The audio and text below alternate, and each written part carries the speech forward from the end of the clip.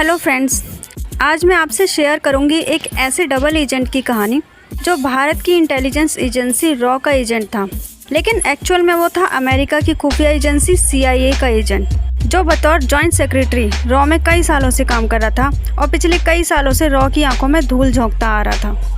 और इस एजेंट का नाम था रविंदर शर्मा, जो रॉ की खुफिया जानकारियाँ, सीक्रेट्स, डॉक्यूमेंट्स और इन्फॉर्मेशंस CIA को भेजता था। और शक होने पर रॉ ने इस पर निगरानी भी रखी, लेकिन फिर भी ये रॉ की नाक के नीचे से फरार होने में कामयाब हो गया। तो जानते हैं इस एजेंट की पूरी कहानी के बारे में कि कैसे ये खुद के जाल में फंसा और फंसने के बावजूद भी कड़ी निगरानी में भी बचकर भाग निकला। तो दोस्तों बने रहिए मेरे साथ। मैं हूँ आयशा और आप देख रहे हैं रियल फैक्ट्स विद आयशा। ये बात है अप्रैल 2004 की। ऑफिस खत्म होने के बाद घर जाने वालों की लंबी लाइन लगी हुई थी। जब इसका कारण पूछा गया तो पता चला कि हर कर्मचारी के ब्रीफकेस की तलाशी ली जा रही है। रॉ के 35 साल के इतिहास में इससे पहले ऐसा कभी नहीं हुआ था।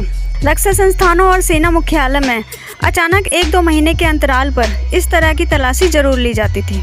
अगली साप्ताहिक बैठक में रॉ के प्रमुख CD सहाय ने ये स्पष्ट कर दिया कि ये तलाशी किसी एक व्यक्ति के खिलाफ केंद्रित नहीं थी।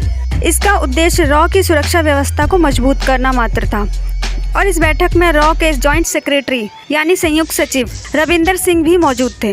और ये मीटिंग खत्म होने के बाद वो जोर जोर से बड़बड़ाते हुए बाहर आए कि सीनियर ऑफिसर्स से पेश आने का ये ढंग सही नहीं है। लेकिन ये सारी कार्रवाई रविंदर सिंह को ही ध्यान में रखकर की गई थी। उस दिन उनको अपने ड्राइवर से ये पता लग गया था कि गेट पर सब लोगों के ब्रीफ केसेस खुलवा कर देखे जा रहे हैं। जब रविंदर सिंह का ब्रीफकेस खुलवाया गया तो उसमें कुछ भी आपत्तिजनक नहीं निकला। रविंदर सिंह पिछले कई सालों से अमेरिकी खुफिया एजेंसी CIA के लिए डबल एजेंट के तौर पर काम कर रहे थे और भारत की खुफिया सूचनाएं उस तक पहुंचा रहे थे। उनको इस बात का अंदाजा नहीं था कि उन पर रॉ की काउंटर इंटेलिजेंस यूनिट पिछले कई महीनों से नज़र रख रही है। उन्होंने ये बात सपने में भी नहीं सोची थी कि उनके घर के बाहर फल बेचने वाला दाढ़ी वाला अधेड़ शख्स रॉ का एजेंट है और उनका ड्राइवर उनकी सारी एक्टिविटीज़ के बारे में सारी इन्फॉर्मेशंस संबंधित अधिकारियों तक पहुंचा रहा है। रविंदर सिंह अमृतसर के एक जमींदार परिवार से आते थे। वो जाट सिख समुदाय से थे, लेकिन उन्होंने अपने बाल कटवा दिए थे। वो एक अधिकारी के तौर पर भारतीय सेना में चुने गए थे। सेना में रहते हुए भी उन्होंने ऑपरेशन ब्लू स्टार में भाग लिया था और इसके कुछ समय बाद वो रॉ में प्रतिनियुक्ति पर आ गए थे। अपने पूरे करियर के दौरान रविंदर सिंह के अफसर और साथी उन्हें एक एवरेज अफसर मानते थे। शुरू में उन्हें अमृतसर में पोस्ट किया गया था, जहां उन्हें सीमा पार पाकिस्तान और ISI द्वारा सिख पृथकवादियों को दी जा रही ट्रेनिंग के बारे में जानकारी जुटाने की जिम्मेदारी दी गई थी। उनका ज़्यादातर समय औरतों के पीछे और शराब पीने में बीतता था। वो बड़बोले भी थे और अक्सर वो अनजान लोगों के सामने वो बातें भी बोल जाते थे जो उन्हें नहीं कहनी चाहिए थी। ये बात किसी से छिपी नहीं थी कि 70 के दशक से ही CIA भारत सरकार में अपनी पैठ जमाने की कोशिश करती रही है। 1971 में इंदिरा गांधी के मंत्रिमंडल में भी एक CIA एजेंट था। मई 1998 में भारत द्वारा किए गए परमाणु परीक्षण में भी CIA की काफ़ी किरकिरी हुई थी और उस समय अमेरिका की सरकार को पहले से आगाह ना करने के आरोप लगे थे। अमेरिका में इसे तब तक की सबसे बड़ी खुफिया असफलता माना गया। तब से ही इस बात की शिद्दत से ज़रूरत महसूस की गई कि अमेरिकी खुफिया एजेंसियों के पास भारत में कोई अच्छा सोर्स होना चाहिए जिससे कि उन्हें उसके बारे में खुफिया जानकारी मिलती रहे। 90 के दशक में हॉलैंड में भारतीय दूतावास में काउंसलर के तौर पर काम करने के दौरान CIA ने रविंदर को भर्ती किया था। रविंदर सिंह दूसरे विभाग में काम कर रहे जूनियर ऑपरेशनल डेस्क देख रहे रॉ अधिकारियों से जानकारी निकालने की कोशिश में लगे रहते थे और वो इन अधिकारियों को या तो अपने कमरे या फिर महंगे होटलों में खाने की पार्टी के लिए इनवाइट करते थे। 1992 में नैरोबी में पोस्टिंग के दौरान रविंदर को दिल की बीमारी हुई थी, लेकिन उसके पास बाईपास सर्जरी कराने के पैसे नहीं थे। अमेरिका और कनाडा से दोस्तों की मदद मिलने के बाद ही उसका वियना के AKH हॉस्पिटल में ऑपरेशन किया गया और इस ऑपरेशन से ये पता चला कि ये पैसा किसी विदेशी खुफिया एजेंसी ने उपलब्ध कराया था। जब से रविंदर सिंह को निगरानी में रखा गया था, रॉ के जासूस दूसरे ऑफिसर्स से की गई उसकी हर बातचीत को सुन सकते थे। रविंदर का काम करने का तरीका बहुत ही सिंपल था। वो सीक्रेट रिपोर्ट्स को घर ले जाते थे और अमेरिकियों द्वारा दिए गए हाई क्वालिटी के कैमरों से उनकी तस्वीरें लेते थे। वो सारी फाइल्स को एक भारी हार्ड डिस्क में स्टोर करते थे और सिक्योर इंटरनेट प्रोटोकॉल के जरिए अपने हैंडलर्स को भेज देते थे। बाद में वो हार्ड डिस्क और अपने 2 लैपटॉप से सभी फाइल्स को मिटा देते थे। उन्होंने कम से कम 20,000 डॉक्यूमेंट्स को इस तरह बाहर भेजा। रॉ के जासूसों को इस बात से भी शक हुआ था कि रविंदर साल में कम से कम 2 बार नेपाल जाया करते थे।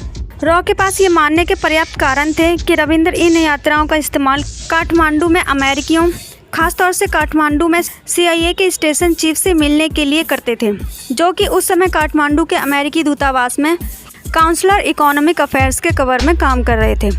रविंदर को कई बार अपने ऑफिस में अपना कमरा बंद करके सीक्रेट डॉक्यूमेंट्स की फ़ोटोकॉपी करते हुए भी देखा गया था। उन्होंने अमेरिका में रह रही अपनी बेटी की मंगनी में शामिल होने के लिए अमेरिका जाने की अनुमति मांगी थी, लेकिन उसे रॉ के प्रमुख ने अस्वीकार कर दिया था। तो अब सवाल ये उठता है कि रविंदर की गद्दारी से भारत को कितना नुकसान पहुंचा।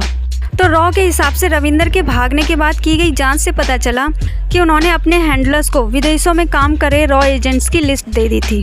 रॉ की काउंटर इंटेलिजेंस इकाई द्वारा बाद में की गई जांच से ये भी पता चला कि रविंदर ने CIA के अपने हैंडलर्स को कम से कम 600 ईमेल्स भेजे थे और उन्होंने देश की इन्फॉर्मेशंस को बाहर पहुंचाने के लिए कई ईमेल आईडीज़ का इस्तेमाल भी किया था।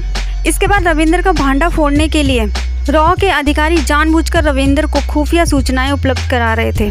रविंदर को जानबूझकर रॉ के मॉनिटरिंग स्टेशन द्वारा इस्लामाबाद में अमेरिकी मिशन से इंटरसेप्ट की गई जानकारी फीड की गई।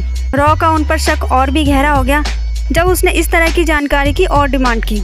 इंडिया से फरार होने से 2 हफ्ते पहले ही रविंदर को ये भनक लग गई थी कि उस पर नज़र रखी जा रही है। उन्होंने रॉ की सुरक्षा यूनिट से कहा था कि उनके ऑफिस को स्वीप कराया जाए ताकि वहां लगाए गए खुफिया उपकरणों और कैमरों का पता लगाया जा सके। जिस रात रविंदर सिंह नेपाल भागे, उनके घर के बाहर तैनात रॉ की निगरानी टीम ने उनकी पत्नी को घर से बाहर निकलते देखा। उसके बाद उनकी पत्नी एक फैमिली फ्रेंड के साथ घर वापस आई। वो फैमिली फ्रेंड रात के खाने के बाद अपने घर चला गया और इसके बाद रॉ की टीम ने रविंदर और उसकी वाइफ को घर से बाहर निकलते नहीं देखा। हड़कंप तो तब मचा जब अगले दिन घर के अंदर कोई एक्टिविटी नहीं दिखाई दी। जब रॉ के जासूस जरूरी डाक देने के बहाने घर के अंदर घुसे तो नौकर ने बताया कि साहब और मेम साहब तो पंजाब में एक शादी अटेंड करने गए हुए हैं। बाद में रॉ के एजेंट्स को पता चला कि रविंदर और उनकी वाइफ परमिंदर सड़क मार्ग से नेपाल पहुंचे, जहां उन्हें भारतीय सीमा के पास नेपालगंज के एक होटल में रखा गया था। रविंदर और उनकी वाइफ को उनके एक रिश्तेदार ने कार में बिठाकर नेपाल की सीमा तक पहुंचाया था। रॉ के एजेंट ये पता लगाने में सफल रहे कि उनके होटल में रहने का बिल काठमांडू में CIA के स्टेशन चीफ डेविड वसाला ने दिया था और उनके लिए कमरा भी उनके ही नाम से बुक किया गया था और उन दोनों को नेपालगंज के स्नेहा होटल में ठहराया गया था। बाद में इन दोनों को काठमांडू में CIA के सेफ हाउस में शिफ्ट कर दिया गया था। वहीं उनको राजपाल प्रसाद शर्मा और दीपा कुमार शर्मा के नाम से 2 अमेरिकी पासपोर्ट जारी किए गए और 7 मई 2004 को ये दोनों वाशिंगटन जाने वाली ऑस्ट्रियन एयरलाइंस की फ़्लाइट नंबर 5032 में अमेरिका चले गए। रविंदर सिंह के अमेरिका भाग जाने के बाद रॉ के ऑफिसर्स ने तत्कालीन राष्ट्रीय सुरक्षा सलाहकार ब्रजेश मिश्रा से रविंदर को गिरफ्तार करने की अनुमति मांगी थी, लेकिन उन्होंने इस पर तुरंत फैसला नहीं किया और उनके इस फैसले से ऐसा लगता था कि जैसे ब्रजेश मिश्रा रविंदर सिंह से पीछा छुड़ाना चाहते थे और चाहते थे कि वो अपने आप यहाँ से दफ़ा हो जाए। उस समय भारत में चुनाव भी हो रहे थे और रॉ के भीतर CIA के एक जासूस होने की खबर सरकार को पॉलिटिकल रूप से नुकसान पहुंचा सकती थी। उन्होंने रविंदर के जासूसी में लिप्त होने और उनके अमेरिकी हैंडलर्स के बारे में और भी सबूत मांगे और ये शायद उनकी बहुत बड़ी गलती थी। इस पूरी घटना के बाद सवाल ये भी उठे कि एक जासूस के बारे में ये मालूम हो जाने के बाद कि वो किसी विदेशी सरकार के लिए जासूसी कर रहा है, रॉ को उसकी गिरफ्तारी के लिए सरकार से अनुमति लेने की क्या ज़रूरत थी। रॉ के प्रमुख CD सहाय ने मई में दिल्ली में CIA के स्टेशन चीफ को बुलाकर पूछा कि क्या रविंदर के अमेरिका भाग जाने के बारे में अमेरिकी सरकार को कोई जानकारी है। जैसा कि उम्मीद थी कि अमेरिका ने रविंदर सिंह और उनकी पत्नी के बारे में किसी भी जानकारी से मना कर दिया। उन्होंने इस बात से भी इनकार कर दिया कि रॉ का कोई अधिकारी कभी CIA के कांटेक्ट में भी था। जासूसी की दुनिया में हमेशा से ही ये रिवाज रहा है कि एक बार पकड़े जाने के बाद उनके हैंडलर्स उनके अस्तित्व तक को पहचानने से इनकार कर देते हैं जो उनके लिए काम कर रहे होते हैं। 5 जून 2004 को राष्ट्रपति ने संविधान की धारा 311(2) के तहत रविंदर सिंह को नौकरी से बर्खास्त कर दिया। इस धारा के तहत राष्ट्रपति को राष्ट्र हित में बिना विभागीय जांच करवाए केंद्र सरकार के किसी भी अधिकारी को नौकरी से निकालने का अधिकार है। जासूसी के धंधे में पकड़े जाने के बाद जासूस के पास बच निकलने के लिए कुछ घंटों या मिनटों का ही समय होता है। उस समय ये नहीं देखा जाता कि वो क्या छोड़कर जा रहा है, क्या लेकर जा रहा है। अपना सारा घर बार वो यूं ही छोड़कर चले जाते हैं और फिर जासूस के हैंडलर जासूस के होने वाली हर नुकसान की भरपाई के लिए तैयार रहते थे। इसके बाद रविंदर देश छोड़ के तो भाग गया, लेकिन रविंदर को इसके लिए कभी माफ़ नहीं किया गया। साल 2016 के एंड में वाशिंगटन में डिप्लोमेटिक बैग में एक कोडेड मैसेज आया जिसमें कहा गया था कि डबल एजेंट रविंदर सिंह की मौत हो गई। बाद में पता चला कि रविंदर की मौत मैरीलैंड में एक रोड एक्सीडेंट में हुई थी। ये भी पता चला कि काठमांडू के जरिए अमेरिका पहुंचने के कुछ महीनों के अंदर ही CIA ने रविंदर से अपना पल्ला झाड़ लिया था। इस तरह से रविंदर का आखिरी समय बहुत बुरा गुजरा। वो पैसे के लिए मोहताज हो गया क्योंकि CIA ने उनकी मदद करना बंद कर दी थी। CIA के पूर्व उप निदेशक द्वारा चलाए जा रहे एक थिंक टैंक में रविंदर ने नौकरी पाने की कोशिश भी की, लेकिन उसे वहां सफलता नहीं मिली। देश के खिलाफ जासूसी करने के बाद रविंदर ने अपने जीवन के आखिरी 12 वर्ष न्यूयॉर्क, वर्जीनिया और मैरीलैंड में बिताए। तो दोस्तों, इस तरह रविंदर सिंह देश से गद्दारी करने के बावजूद भी यहाँ से भाग निकला और इतनी कड़ी निगरानी के बावजूद भी उसे रॉ के एजेंट्स नहीं पकड़ पाए। लेकिन रॉ को धोखा देने के बाद CIA ने भी उसे नौकरी से निकाल दिया क्योंकि अब वो शायद CIA के लिए भी किसी काम का नहीं रहा था। और जैसा कि कहावत है, बुरे काम का बुरा नतीजा, वही रविंदर सिंह के साथ भी हुआ। तो ये थी दोस्तों देश के गद्दार रॉ के एजेंट की पूरी कहानी। जब तक भारत की खुफिया एजेंसी रॉ उसे पकड़ने के लिए कुछ करती, इससे पहले ही वो दबे पांव यहाँ से फरार हो गया। और दोस्तों, आप इस वीडियो के बारे में क्या सोचते हैं, हमें कमेंट बॉक्स में बताइए। वीडियो को लाइक और शेयर कीजिए, चैनल को सब्सक्राइब। मिलते हैं नेक्स्ट वीडियो में। जय हिंद, जय भारत।